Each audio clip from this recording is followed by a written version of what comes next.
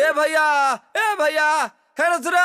अरे का हरे बोल ना। का मल दे अभी ले तहल दाथा ना थू दलाल, अभी ले दूधे थे ना बेता दलाल। तो का करी, गाजरा के खेती करी। हम एगो बिजनेस बताई ता। बोल।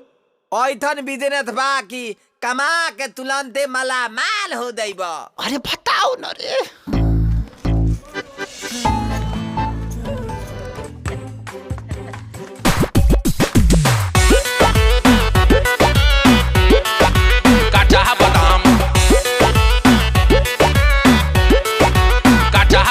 हाली निकलो ना घर से बहरिया, बेचे आइल बन गाँव सहरिया।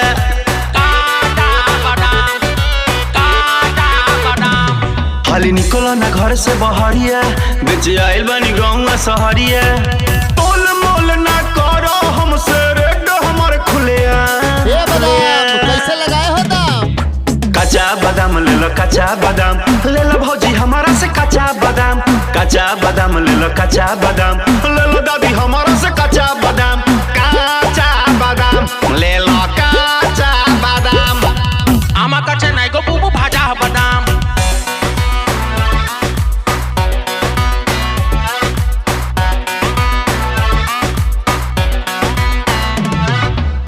घूमते घूमत हम तो हो गइनी करिया, भइल ना बहनी बंटा गले शरीरिया।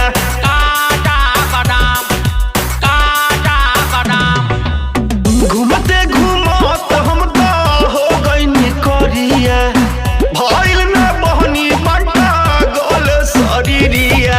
भूख प्यास से मरतानी देखो भइल शाम हैराम।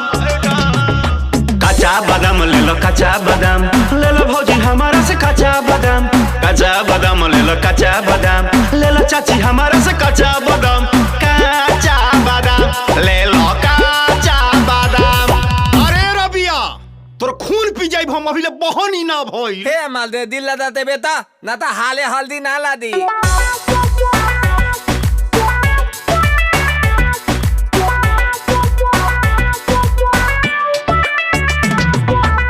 हे बार हम बाबा कहिया होई हमर शादी, सब धंधा मंदा पड़ल होता बर्बादी।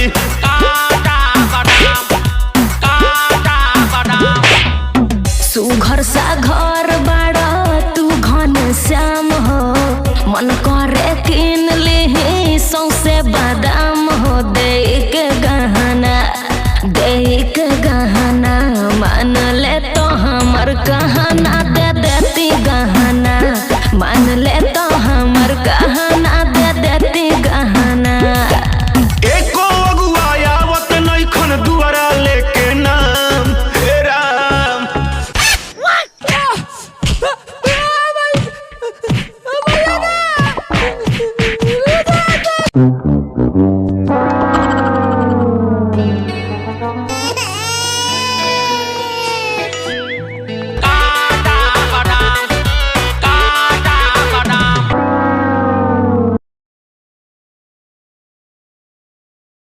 कच्चा बादाम ले लो, कच्चा बादाम ले लो भौजी हमारा से कच्चा बादाम।